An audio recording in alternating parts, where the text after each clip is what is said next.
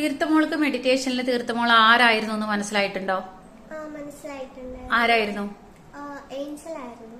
Okay, ഒരു മാലാഖയായിരുന്നു. ഈ ഭൂമിയിൽ എന്തുകൊണ്ടാ ജന്മം എടുത്തതെന്ന് മനസ്സിലായോ?